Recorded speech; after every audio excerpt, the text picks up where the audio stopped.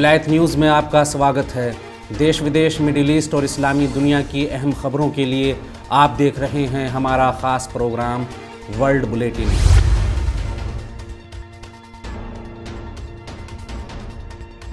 आज के बुलेटिन की शुरुआत करते हैं सीरिया के विदेश मंत्री फैसल मिक़दाद की भारत यात्रा से। फैसल मिक़दाद भारत पहुंचे। विदेश मंत्री जयशंकर समेत उपराष्ट्रपति से करेंगे मुलाकात।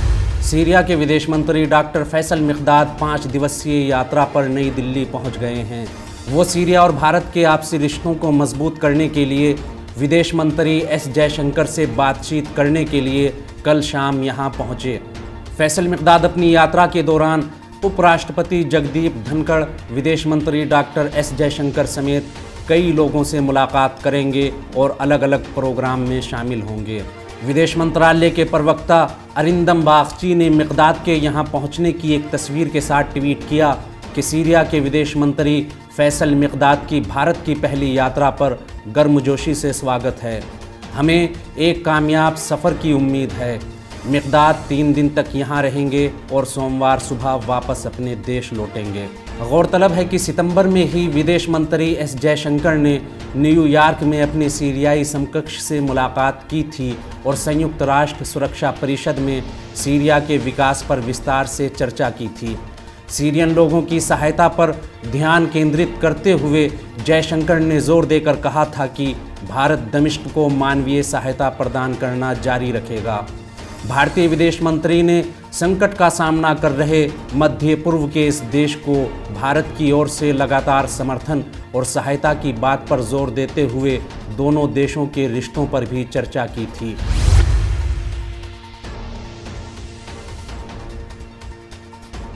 अगली खबर के लिए रुख करते हैं इराक का, जहां अमेरिका ने एक बार फिर इराक को चेतावनी देते हुए कहा कि वो मोहम्मद सूदानी कैबिनेट के कुछ सदस्यों को लेकर सहज नहीं है। इराकी प्रधानमंत्री को अमेरिका की धमकी, कुछ मंत्रियों के साथ नहीं करेंगे सहयोग। अमेरिका ने एक बार फिर इराक के मामलों में दखल देते हुए प्रधानमंत्री मोहम्मद सूदानी पर कुछ मंत्रियों को हटाने का दबाव बनाते हुए कहा कि अमेरिका इन लोगों के साथ सहयोग नहीं कर सकता। अमेरिका की न्यूज़ वेबसाइट एक्सियोस ने अपने सूत्रों के हवाले से खबर देते हुए कहा, बाइडेन सरकार ने इराकी प्रधानमंत्री को पैगाम देते हुए कह दिया है कि हम उनकी कैबिनेट के उन मेंबर्स और वरिष्ठ अधिकारियों के साथ कोई सहयोग नहीं करेंगे जो इराक के सशस्त्र आंदोलन और ईरान समर्थित दलों से जुड़े हों। गौरतलब है कि इराक में काफ़ी वक्त तक चले राजनीतिक गतिरोध के बाद कुछ हफ्ते पहले ही सूदानी ने प्रधानमंत्री पद संभाला है। बाइडेन सरकार ने सूदानी को साफ शब्दों में कहा कि अमेरिका इराक के शिक्षा मंत्री नईम बूदानी और प्रधानमंत्री ऑफिस के प्रमुख रबी नादिर के साथ काम नहीं करेगा, क्योंकि नईम असाइब अहले हक के सदस्य और रबी नादिर हिजबुल्लाह ब्रिगेड से जुड़े मीडिया समूह के नज़दीकी लोगों में शामिल हैं। एक्सियोस की रिपोर्ट के अनुसार अमेरिका ने कहा कि हम पीएमओ के प्रमुख के रूप में रबी नादिर की नियुक्ति को लेकर भी चिंतित हैं, क्योंकि वो हिजबुल्लाह ब्रिगेड से जुड़े मीडिया समूह के नज़दीकी रहे हैं।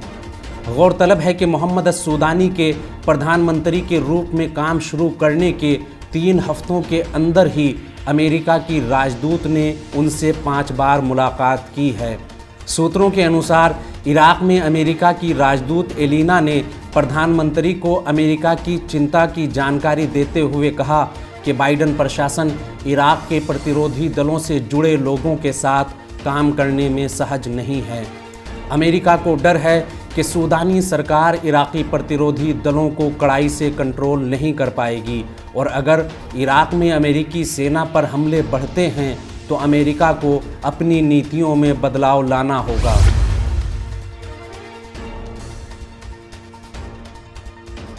अगली खबर के लिए रुख करेंगे तुर्की का, जहां G20 सम्मेलन से वापस पलट रहे अर्दोगान ने सीरिया को लेकर बड़ा बयान दिया है। अर्दोगान बशार असद से मिलने को तैयार, चुनाव के बाद हो सकती है मुलाकात। अपने बदलते स्वभाव, पाला बदलने और पलटी मारने की आदतों के लिए पहचाने जाने वाले अर्दोगान ने सीरिया को लेकर एक बार फिर तुर्की के रुख में बदलाव लाने की बात करते हुए कहा कि हम बशार असद से मुलाकात के लिए तैयार हैं। G20 सम्मेलन में हिस्सा लेकर पलट रहे अर्दोगान से जब बशार असद से उनकी मुलाकात को लेकर सवाल पूछा गया तो अर्दोगान ने कहा कि सियासत में कोई भी मतभेद या नाराज़गी स्थायी नहीं होती। 2023 में होने वाले चुनाव के बाद हम दमिश्क के साथ अपने रिश्तों पर फिर से विचार कर सकते हैं।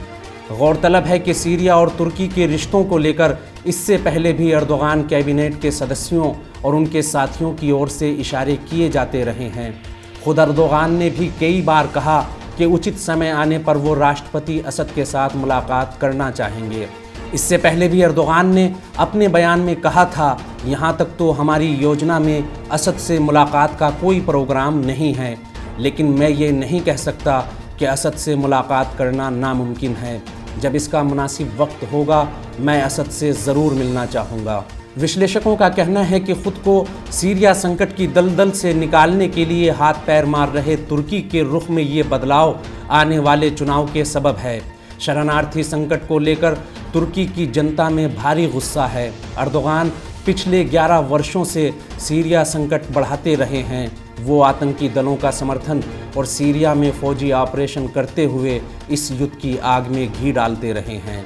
तुर्की ने जहां हालिया दिनों में सीरिया से अच्छे रिश्तों की दुहाई दी है, वहीं दमिश्क ने दो टूक कहा है, जब तक तुर्की अपनी आतंकी नीतियों में बदलाव नहीं लाता, दमिश्क तुर्की की नीयत पर भरोसा नहीं कर सकता।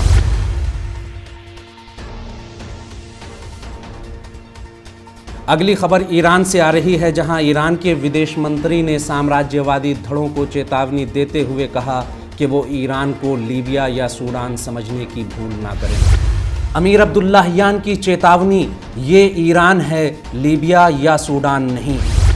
ईरान के विदेश मंत्री अमीर अब्दुल्लाहियान ने पश्चिमी देशों की साजिशों और ईरान में जारी घटनाक्रम पर कड़ा बयान देते हुए पश्चिमी देशों के शासकों और इसराइल की बदनाम खुफिया एजेंसी को कड़ी चेतावनी दी है। अमीर अब्दुल्लाहियान ने पश्चिमी जगत और इसराइल को दो टूक शब्दों में कहा कि वो ईरान को लीबिया या सूडान समझने की भूल ना करें।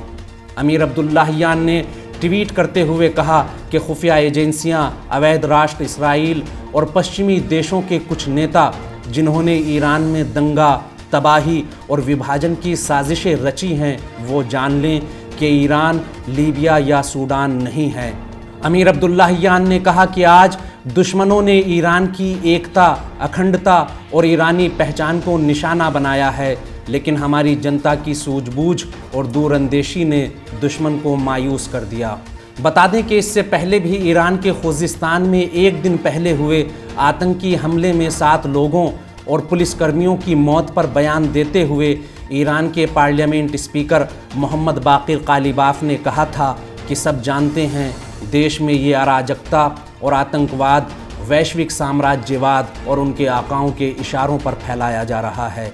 दंगाइयों को साम्राज्यवादी धड़े के वॉर रूम से दिशा निर्देश मिल रहे हैं। कालिबाफ ने कहा कि दुश्मन को अपनी साजिश में हार का मुंह देखना पड़ेगा।